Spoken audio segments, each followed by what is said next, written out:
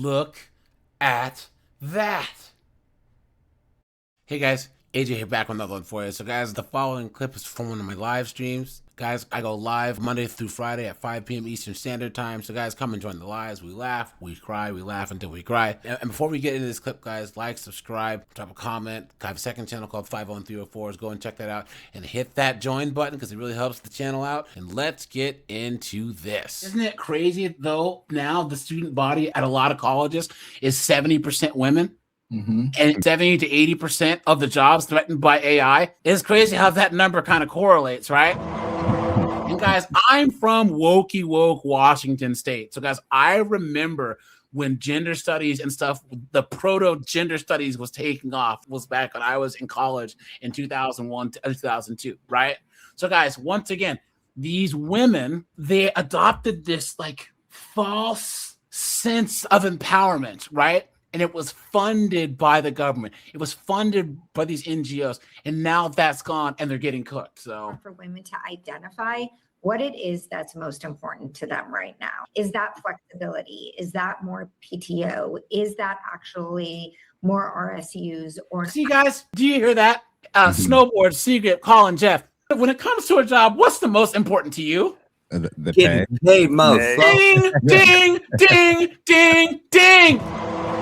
That right there, this idiot just summed up the pay gap right there. Right there. Can you imagine? Can you imagine? What have you ever gone to a job of, hey, how much time off am I going to get? Or how much flexibility? Nope. No, you pay me, guys. It's not what would I do for like $700-800 grand. It's what wouldn't I do for $800 grand a year? I'm dead ass. Yeah. A friend of mine, he makes about $600,000 a year. And so even though he lives very, very, very, very frugal because he's a simple guy, but like I did the math on how much his monthly check is. I'm just like, his biweekly checks. I'm just like, bro, I do well, but guys, what wouldn't I? Baby Seals Club, let's go. You know what I'm saying? Yeah. Some Baby Seals. Well, that's what people will get like at places like Little St. James and stuff, like to work for very bad people. They're just going to have a price. Like if someone gave you like $50 million to like not say something that you saw, like you'd probably do it. So like everybody basically has a price. Most people do. But hey, like I said, that's not a bad thing because here's the thing, guys. Why do you think doctors and lawyers and stuff, especially lawyers, they retire and then do pro bono work? Yep. And it's because guys, you be moral once you're older, you have time and disposable income. But when you're young and you're trying to get money, man, shoot, man. Anyone who wants to stand on that soapbox better have a bag of money for you. You know what I'm saying? So guys, one of the things that I always say, time magnifies and compounds everything that we do. Things that we do well, things that we screw up on. So when it comes to, so whether you want to eat or drink a 6-pack of beer a day, or you want to get your 10,000 steps in, doesn't make that big of a difference in the short term, but time magnifies and compounds that. And gentlemen, Keyshawn, especially you gentlemen that are in your 20s, listening to what we're talking about now, you get out here. That's the one thing I disagree with what Charlie Kirk says. No, I spent my 20s and 30s out there traveling and banging and slanging. No, you spend your 20s and your 30s out there grinding, and you start making a concerted effort to start saving 20-30% of what you make. Because I'm telling you right now, after 20 years of doing that, that's the difference between you being a millionaire by the time, potentially even close to a multi-millionaire by the time you're my age, to being a hobosexual. Time magnifies and compounds everything. And don't be like me, waiting until your 40s to have to get your stuff together. I had to work so much harder and go so much further out on the risk curve to get to the point where I can retire now. But it would have been so much easier doing it in my 20s and my early 30s. This is why our space will always win. Because I've said this, Jeff says this, I say this, Seagate says this. Guys, all you guys that are 19, 25, 30, guys, we are not trying to compete with you guys. I want every single one of you guys to be, by the time that you're 45, like I am, to be 10 times farther than I am. Yeah. Women, if you look at the other side, 45-year-old chicks are competing for all the same men as the 25-year-old chicks, the 22-year-old chicks. You guys saw yesterday, right? That one body cam footage of that 60-year-old chick. She was dressed like a 22-year-old. She had the same ripped jeans. She had the crop top. She had the tattoos. She had the cell phone in the back pocket, right? Because she's at some bar trying to get some, 26-year-old or 35-year-old Chad. Guys, we are not trying to compete with you guys. We want you guys to win. Don't make the same mistakes as us. Can I share something real quick? So I think it was Carlos was the gentleman we spoke to the other day, 35. And so it took AJ 6 years to learn what it took me 2 decades to learn in regards to making women the center of your existence and bending over backwards and being in relationships that don't serve you. It took him 6 years to learn what it took me 20 years to learn.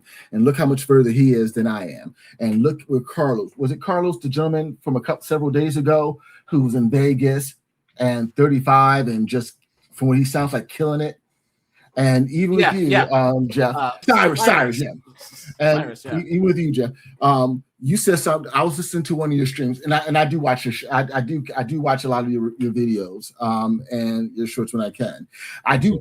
Stop making so many of your shorts membership only. I think I got to renew my membership anyway, so never mind. But I do have a membership. I just got to renew it. Yeah. But said, I ain't got a membership. I do have one now. I do have one now because to watch Jeff's clips, you gotta have a membership. But then the cheat code is you just gotta watch the full show. So it works out better way. And so something so I got a membership so I can watch some of the clips. But you said something that was very telling. I don't know if you remember this, but you talked about. I'll be right back, guys. You have before you blew up on social media, you had a conversation with your wife, who, from everything you said, you're very respectful, and it sounds like you're both are very lucky to have found each other. But you mentioned having a conversation with her that if y'all were to go y'all separate ways, that you would not get remarried, that you were done. Absolutely. The lesson you were mentioning about what it took for you to learn, I had to learn the lesson after my divorce. That was for me the big wake up call. And unfortunately, some guys don't even get the wake up call because once they get divorced, some guys self-delete. So, whenever it is, when you learn a lesson, you learn a lesson. And I think by us having these types of conversations, young guys and actual men are just reevaluating their actual life and the life that they have versus the one that they want. And like you said, this completely centralizing your life and your meaning and purpose around whether or not a woman is going to receive, like, or accept you. We're just not buying it anymore. And I think at this time, guys are starting to realize, like, when you stop operating with women being it's a huge difference between putting women on a pedestal versus treating the woman that you're pursuing as important.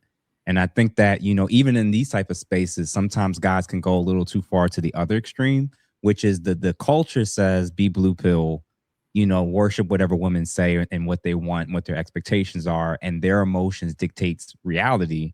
The other extreme is ignoring everything that it takes to be in a good relationship with a healthy woman because you're so anti wanting to hear anything she's got to say about anything. I'm like, we're somewhere in the middle is reasonable people. And I think that, these type of spaces, we're just learning how to navigate this stuff better. And that's why I've personally appreciated it, honestly. I know one of the things that I think made me, for better and worse, the man that I am today. I talk about my stepfather. He raised me since I was 4 or 5. So he's the man who I call daddy. That's my father. And this was soldier guy. He was a blue collar guy, welder, and he taught me everything I know about providing, protecting, provisioning. That real men protect their children, their family, their women, their communities, and they're an asset. And he taught me all that. And I think that's one of the reasons why, the whole stepfather, because technically he was my stepfather, since Snowboard pointed out. I was gonna say well, but I know that bothered you before. No, only because he was amazing. I'm trying to give the right guy the credit, though. But guys, you're right. Here's the thing about And guys, you guys know how my channel, we do tangents, right? I mean, Mhm. so wrong. But guys, my father is my sister's stepfather, right? So when my father met my mom, she was a single mom because my sister's dad just like ran off. You know what I'm saying? Like literally, like he was a piece of trash. I know this because my sister basically looked up her dad and saw his criminal record. So yeah, he was a piece of trash. Wow. Okay, so my dad started getting the "you're not my father" when she was like 15 or 16. This is the only father she's ever known. And now she hasn't talked to my sister, man, what, 10 years? Because when my parents got divorced, right, which it wasn't about sides. My mom made it about sides. Of course, my sister was just like, that's it. Understand? So all that raising her for all these decades, and she just cut them off. And that's the problem that stepdad's got to deal with. That's why it's a thankless job. Is you can do all this work, and then all of a sudden she's like, "Well, I want to have my real dad walk me down the aisle." Well, my sister's not married, and she's basically cooked. Well, what I'm saying is, how many times have we heard stories of this? You know, the guy's doing his job, and then the real dad just comes into the picture, and you just get completely... when it's like a wedding or a graduation or something major like that, they want to come in and steal the credit. Yeah, it's sad. Now they want to be traditional when they weren't stepping up the whole time. And here's the thing: can you blame them? Because once again, children yearn for their father. Yeah. That's why you look at like all the Abrahamic religions are patriarchal, meaning from the father, right? Like, if there's one thing that Christianity gets right is A, the yearning for the father, and B, the whole Adam Eve story when they talk about how low down and dirty these 304s are. You know what I'm saying? And there to make them happy. You know what I'm saying? Here we are in the garden, everything's all good, and then a woman came. You know what I'm saying? And that was one of the things that I had to reconcile with, that the man that my father raised me to be is not applicable in today's world.